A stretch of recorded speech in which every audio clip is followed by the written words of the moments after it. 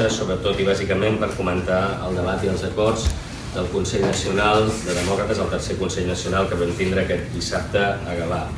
Abans, però, de comentar-ho, farem una referència també que avui és el Dia Internacional per l'Erradicació de la Pobresa i fem la referència com a Demòcrates de Catalunya perquè, a més, amb el convenciment que aquest és l'objectiu més gran que podem tindre com a partit i la causa més gran que podem tindre com a societat, lluitar contra la pobresa. Sense ella no hi ha justícia, sense ella no hi ha llibertat, ni tan sols una comunitat digna. Fer-ho, a més, aquesta setmana diferents mitjans de comunicació ens porten molt de prop el fet que quan parlem de pobresa no parlem només de la pobresa lògicament a casa nostra, parlem de la pobresa al món, parlem del drama dels refugiats i que aquesta Europa, com l'estem construint, no és la nostra, no és la que havíem pensat, no és la que havíem somiat, i en aquest sentit també, demòcrates, el nostre absolut compromís a lluitar contra la pobresa i l'assoliment de la igualtat de totes les persones al món. Fet aquesta introducció, en el Consell Nacional de dissabte hem tingut diferents acords ordinaris, com l'aprovació dels comptes anuals, el protocol de relacions amb els joves demòcrates, el propi reglament del Consell Nacional, l'acord de celebrar que finalment el Parlament de Catalunya aprovi una llei de memòria històrica que suspengui directament des del Parlament de Catalunya tots els sumaríssims. Vostès saben que forma part de Demòcrates a la família Carrasco, ha estat una reivindicació en aquest cas per descomptat amb tots aquells màrtirs que van tindre sumaríssims i per descomptat el del Manuel Carrasco i Formiguera, tot entenent que un estat que se'n diu de dret, que no té suspesos els sumaríssims, de fet el que s'està considerant en aquests moments encara legítims i legals aquells assassinats. I obrir el termini, finalment, també vam aprovar de candidatures perquè en el proper Consell Nacional s'esculli president, havent acabat el mandat d'un any que va agafar com a compromís el president Rigol i, per tant, sobre els terminis de candidatures pel proper Consell el 26 de novembre. Aquests eren els acords ordinaris, però en tot cas el més rellevant va ser els acords més polítics des de la perspectiva de balanç d'aquests 3 mesos des de l'últim Consell Nacional i sobretot, primer, per celebrar des de Demòcrates la incorporació del referèndum al full de ruta definitiu. Volem recordar que el 30 de maig, en roda de premsa, vam anunciar l'acord, la necessitat per recuperar la unitat política de l'independentisme d'incorporar al full de ruta un referèndum vinculat. Ho fèiem el 30 de maig i érem la primera organització política, no de societat civil, però sí política, que reivindicava la incorporació del referèndum. Això és una realitat que s'ha treballat entre tots, ho celebrem, i això comporta dues coses rellevants. Una, recupera la unitat de l'independentisme, i dos, la convocatòria del referèndum acaba definitivament amb el processisme. Per tant, acaba aquell dubte que hi pot haver de com ho resolem en la millor de les opcions. Dos, constatem la necessitat de blindar en aquests moments l'estabilitat dels 72 diputats fins a la realització efectiva del referèndum. Més encara necessari davant de la deriva antidemocràtica de l'estat espanyol que fa temps que patim, tot ho recorren, tot ho impugnen, tot ho suspenen i que probablement s'intensificarà i continuarà. Pensem no es pot suspendre la voluntat de la majoria d'un poble ni dels seus representants electes. Per tant, aquest Consell Nacional també va refermar l'acord i el compromís de que els 3 diputats de demòcrates dins de Junts pel Sí només acataran les disposicions del Parlament de Catalunya i de les institucions catalanes i que en qualsevol dels casos, com a diputats, no acatarem cap resolució que ens vingui del Tribunal Constitucional ni de cap instància que sigui contrària a la que aprova el Parlament de Catalunya, el nostre Parlament, en el qual representa la majoria del poble de Catalunya. Els deia que davant d'aquesta ofensiva de l'Estat, la importància de l'estabilitat fins la realització del referèndum i posteriorment a la convocatòria d'unes eleccions constituents. El repte més important ara són els pressupostos. Des de Demòcrates i dins de Junts pel Sí treballem intensament perquè aquests no siguin un escull i que ningú posi línies vermelles. Ni la CUP ni els partits que formem part de Junts pel Sí. Tots haurem de cedir. i som conscients també, en la nostra part com a demòcrates, de cedir el necessari perquè l'objectiu final és massa important. No estem davant d'uns pressupostos ordinaris, sinó aquells que ens han de donar l'estabilitat per arribar a realitzar un referèndum que ens porti a la realització, si guanya el mateix, de la República Catalana. Per tant, si és necessari que tots cedim, ho hem de poder fer. Ningú, i dic ningú, de qualsevol de les parts, ha de poder posar línies vermelles en aquest objectiu final. I ara, per tant, ja no tenim com a objectiu la discussió de com ha de ser el referèndum, ara toca guanyar-lo. Per tant, plena confiança en el Parlament i en el Govern en el desenvolupament de la resolució aprovada en l'últim debat de política general, de la convocatòria d'un referèndum al setembre, transparent, amb totes les garanties democràtiques i homologable internacionalment. L'obligació del Govern i del Parlament és fer el referèndum. La dels partits i la societat civil és treballar per guanyar-lo. Els deia abans que hem d'acabar amb el processisme, el referèndum acaba amb ell i ara el Govern té tota la confiança i el Parlament per realitzar-lo. Però probablement entre els partits i societat civil ja no hem de discutir més com fer aquest referèndum, sinó que hem d'engegar el procés de com guanyar aquest referèndum. Estem molt a prop de tindre o de poder assolir una victòria contundent. Dos dades rellevants debatudes en aquest Consell Nacional. Si vostès recordaran, en les anteriors eleccions plebiscitàries del 27 de setembre, amb un 77% de participació, els partits que defensaven el sí van assolir 1.900.000 vots, el 47,7%. Els que explícitament defensaven el no tenen 1.600.000, el 39%. I els que no es posicionaven ni en el sí ni en el no, per tant, aquelles opcions que defensaven més una via federal o confederal, estaven sobre els 469.000 vots, per tant, un 11%. Si retenim aquestes dades i a la vegada analitzem les últimes dades del CEO, a la pregunta de com vostè escolliria una configuració política ideal per a Catalunya, un 20% dels enquestats es definien en un estat català dins d'una Espanya federal. Això representa uns 800.000 vots. D'aquests mateixos, d'aquests 800.000 que es defineixen en una opció federal o confederal, a la pregunta de si s'han de decidir o han de prendre una decisió amb una pregunta que només admet el sí o el no a la independència, és a dir, una pregunta binària amb sí o no a la independència, 400.000 s'inclinen pel sí a la independència. I la resta es barregen entre el no sabe, no contesta o l'abstenció. Per tant, clarament hi ha un univers més o menys de 400.000 catalans que estarien en una opció actualment confederal o federalista, que a la pregunta de si han de decidir sobre el sí o no a la independència, opten pel sí a la independència. Si això ho posem paral·lelament, i tot no és del tot exacte, però paral·lelament amb les dades de les últimes eleccions del 27 de setembre, es fixaran que aquests 400.000 també són molt propers en aquests 400.000, encara que no sigui del tot rigorós el que estem dient, que van fer l'opció del sí-no, que era aquella opció bàsicament defensada pels comuns o Unió Democràtica en aquell moment. Pensem, per tant, que és un objectiu assolible el convèncer 300.000 d'aquests votants. En 300.000 convençuts d'aquests indecisos, el referèndum no només es guanya, sinó que es guanya amb escreix, amb un molt bon resultat. Aquest és l'objectiu i tenim 11 mesos per convèncer aquests 300.000 ciutadans que el sí és la millor opció per aconseguir, a més, una victòria clara en aquest referèndum. Estem, per tant, a 300.000 de la independència i podem fer-ho possible.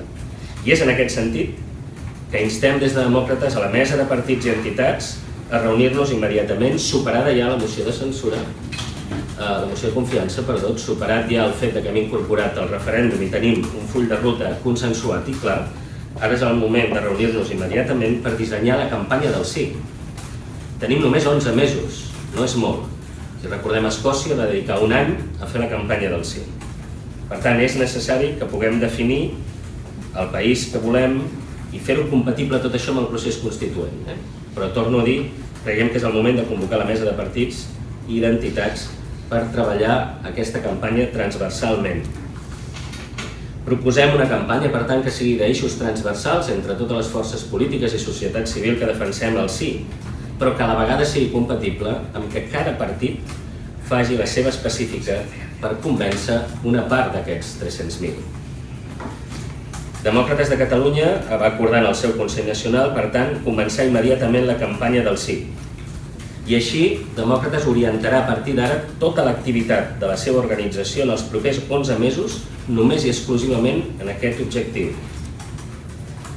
Analitzades les dades de sociologia electoral i demoscòpica, sembla bastant clar que d'aquests 300.000, 2/3 estan a l'entorn del que podríem anomenar esquerres i 1/3 està a l'entorn del centre. Serien uns 100.000 vots. És en aquests indecisos que ens dirigirem, Demòcrates de Catalunya en concret. Per tant, assumint el compromís de convèncer aquests 100.000 pel sí a la independència. Creiem que podem convèncer clarament com a formació política aquests 100.000, aquest terç d'aquests 300.000 que ens donarien una victòria més que còmoda. Per tant, els 300.000 és l'objectiu de tots, conjuntament. I Demòcrates de Catalunya agafa el compromís com a organització de dirigir-se a aquest terç que probablement està sociològicament més en el centre i que representarien uns 100.000 vots. Així doncs, aquest dissabte el Consell Nacional va fer l'encàrrec al Comitè Demòcrata Nacional, específicament a l'equip de Sociologia Electoral, a l'equip de Gestió de Grans Dades, de Big Data, a l'equip de Programes, el de Comunicació i el d'Estratègia Política, de presentar en el proper Consell del 26 de novembre el disseny específic, concret, de la pròpia campanya del sí per començar-la immediatament en el mes de gener. Tenim el referèndum aprovat, amb això acabem amb el processisme, tota la confiança en el govern i el Parlament de com portar-lo endavant i el compromís, en aquest cas, de que estem a 300.000 vots de guanyar amb escreix el referèndum. Demòcrates agafa el compromís de dirigir-se directament a aquests 100.000, començar la campanya del sí i aprovar o fer la proposta del disseny concret en tots els seus continguts i pressupost de la campanya el proper 26 de novembre. Aquests, en termes generals, han estat els acords del Consell Nacional i qualsevol pregunta que tinguin estem a disposició.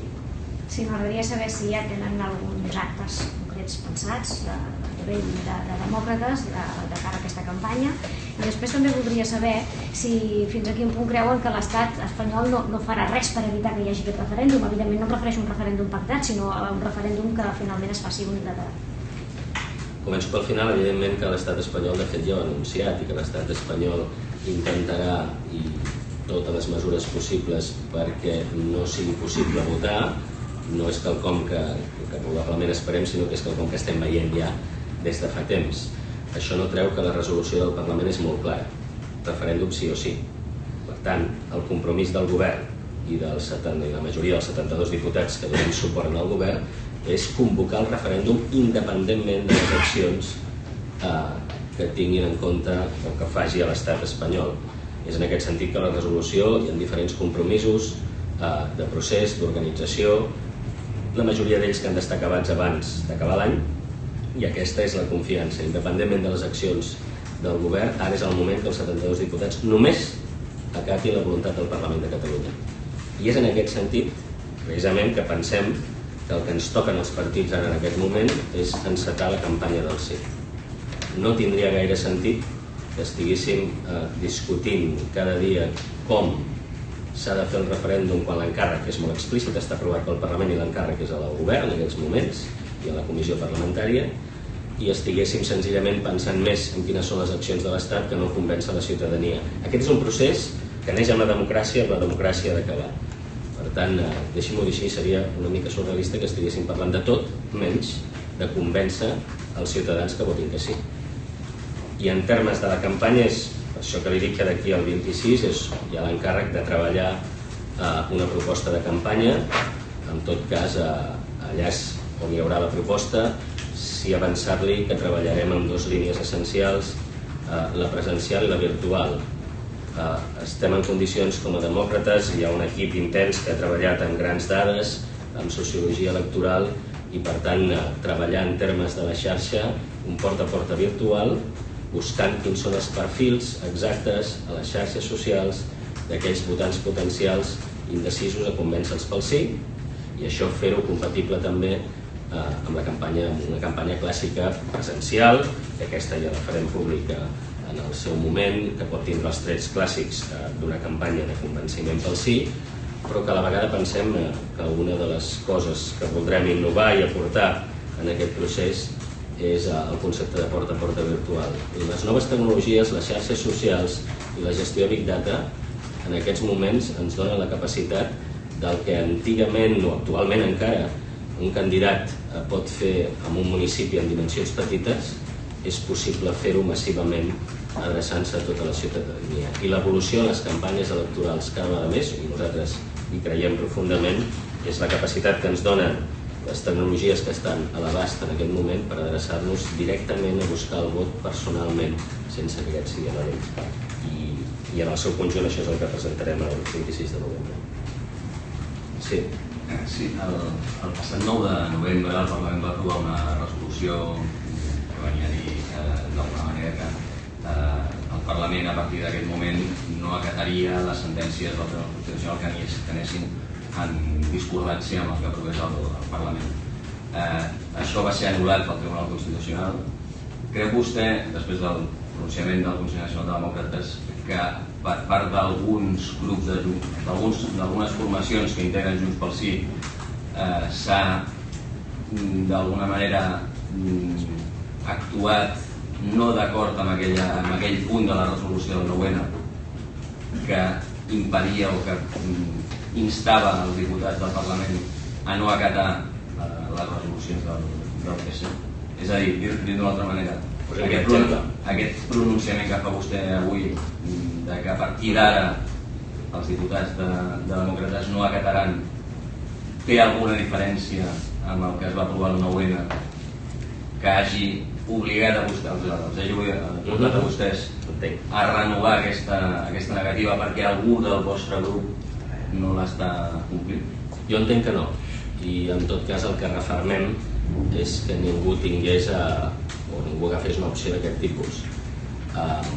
El que vàrem fer, votar el que vam votar respecte a les diferents resolucions, especialment en aquestes del debat de política general, és refermar-nos com a diputats, i el que fem en aquest Consell Nacional és fer-ho com a partit.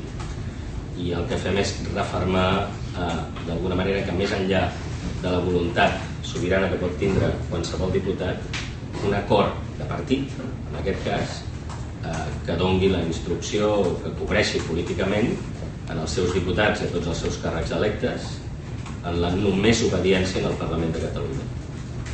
Per tant, és reforçar aquesta idea i no la diferencia de cap altra formació, encara que creiem que és positiu que les formacions polítiques, més enllà de les votacions al Parlament, prenguin els acords en els seus òrgans sobirans. Per tant, el que venim a dir allà és, més enllà de la decisió dels propis diputats que hem votat el que hem votat, tota l'organització, el Consell Nacional és el màxim òrgan entre congressos, pren el compromís decidit de només reconèixer l'àmbit sobirà català i, per tant, el màxim representat del mateix, que és el Parlament de Catalunya. I, en segon lloc, vostè deia que amb la negociació dels pressupostos tots hauran de cedir. Hi ha un factor que encara no hi ha consens, que és al voltant de la fiscalitat. Creuen vostès que seria convenient, a fi d'arribar a aquest consens amb la CUP, de mirar de retocar a l'alça algun impost a les grans fortunes o a la renda més altes? Creiem que tot s'ha de poder estudiar. En el seu moment, des de Demòcrates ja vàrem dir que al retocar algun punt amb la fiscalitat, amb les rendes superiors a 90.000 euros, en termes de conjuntura, en termes conjunturals, per superar una situació injusta de dèficit fiscal que tenim en aquests moments, podria ser assumible. Tot sabent que en qualsevol dels casos on tenim l'objectiu a rectificar en el moment que tinguem capacitat pressupostària és a les rentes mitges i baixes. Actualment les rentes mitges i baixes a Catalunya estan més gravades que la mitja de l'Estat, per exemple.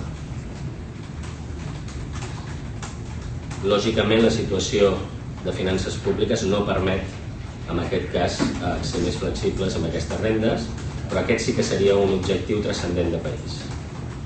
Dins de tot aquest debat, quan deia que ningú ha de posar línies vermelles, és demanar a la CUP que analitzi exactament quin és l'impacte real de fiscalitat per sobre de 90.000. Crec que amb dades d'Hisenda no estem arribant més enllà de 30.000 persones en aquest país. Per tant, probablement és més discurs que realitat. Però a la vegada, des de demòcrates, en aquest cas, no tindríem mai una posició rígida si aquest és l'àmbit en el qual podem arribar a un acord per desencallar els pressupostos. Deixi-m'ho dir d'una altra manera, cap partit que té com a representació els diputats que arribem a les 72 de majoria podria argumentar que ara que tenim el full de ruta establert, clar, el referèndum, i com els deia, a punt de guanyar-lo, això s'anés a Campistraus perquè no ens hem posat d'acord amb un punt amunt o avall d'un tram concret d'una fiscalitat a aplicar l'IRPF a algun col·lectiu del país. Seria molt irresponsable, per tant estic convençut que no passarà.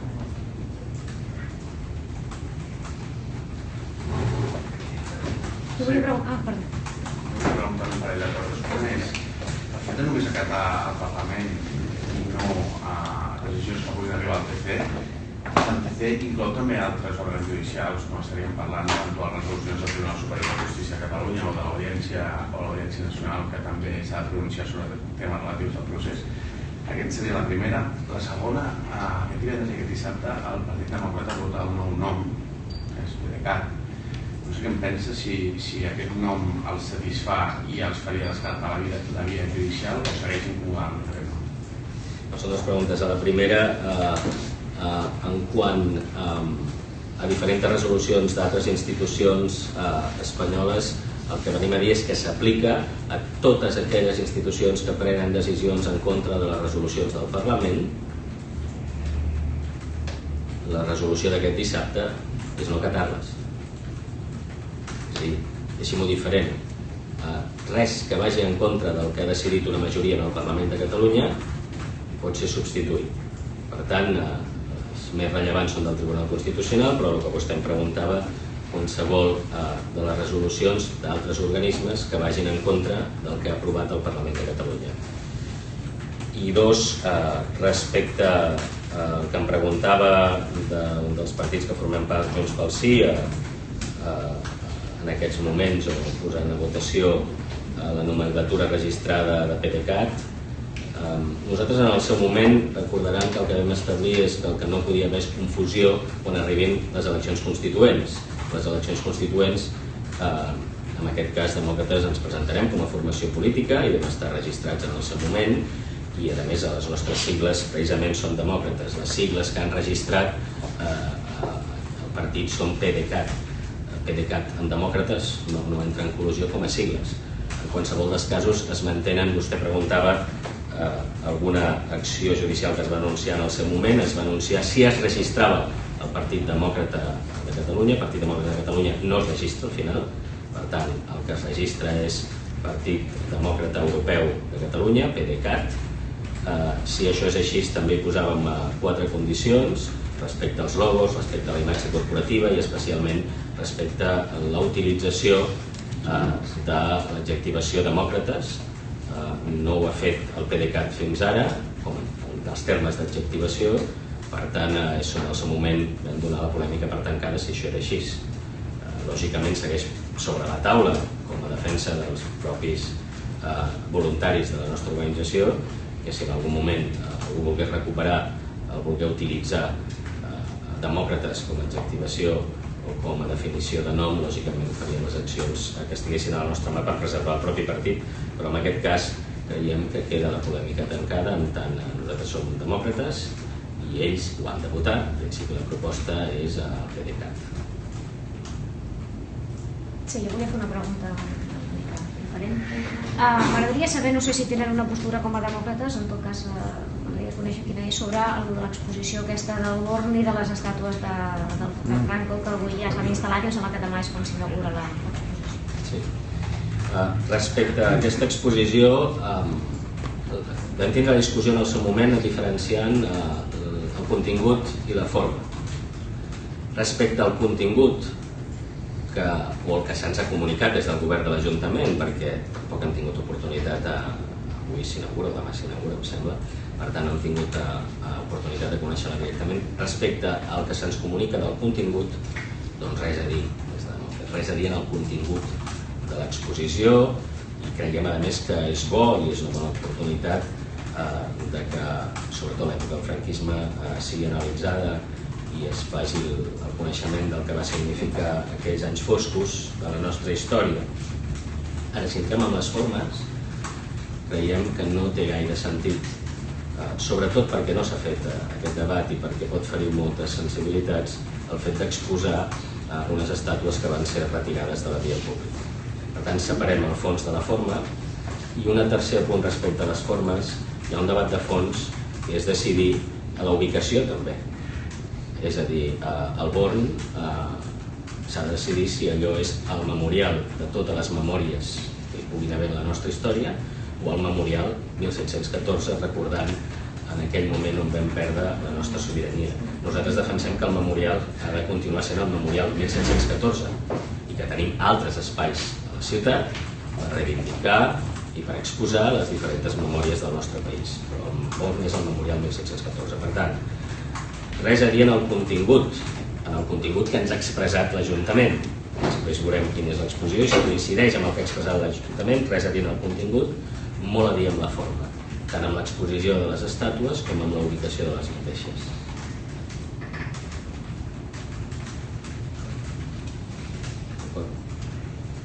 Hi ha res més? Doncs gràcies.